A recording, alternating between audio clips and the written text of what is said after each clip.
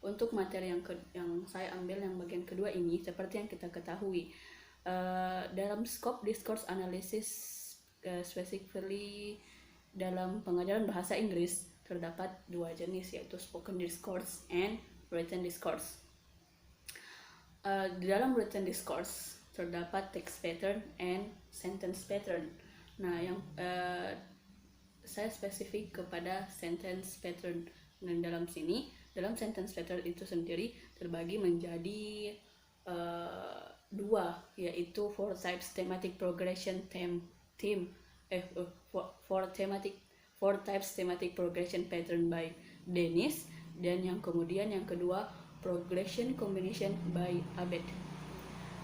Nah, dalam four type thematic progression pattern by Dennis ada 4 jenis. Yang pertama simple linear progression, content progression, derivative hypermatic progression, dan split progression. Pada 4 tipe tematik ini saya memilih salah satu dari 4 tipe ini, yaitu derivative hypermatic progression atau multiple progression. Pada pola kalimat ini,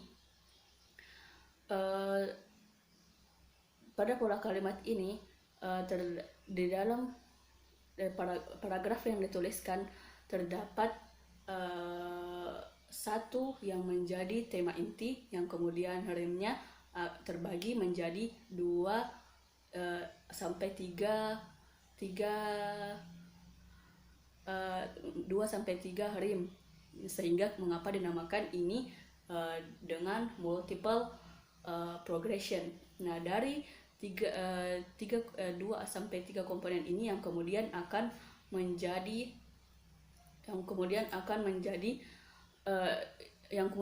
dijelaskan lebih rinci ke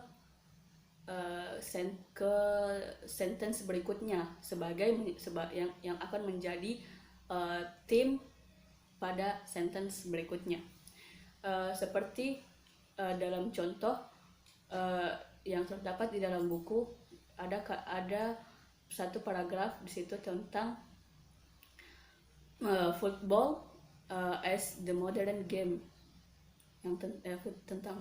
nah, dalam pola ini football as the modern game itu sebagai T1-nya.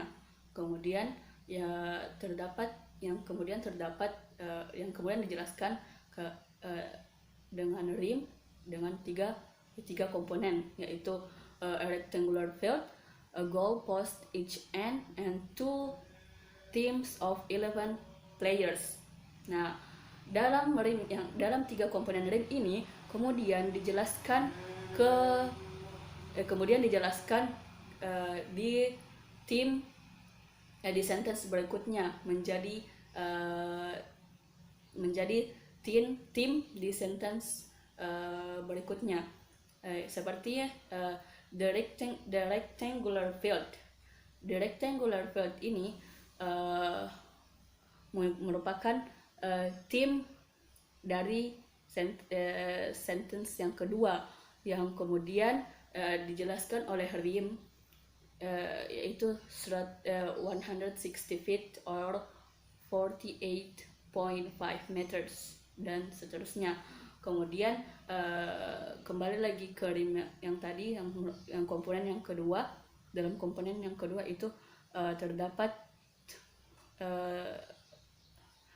the inner edge of the goal, yang kemudian menjadi tim di sentence yang ketiga. Kemudian dijelaskan kembali dengan rimnya, yaitu must be 7.32 meters, dan sama halnya dengan tim yang keempat. Nah, mungkin cukup sekian penjelasan saya untuk materi yang kedua. Ini tentang salah satu dari salah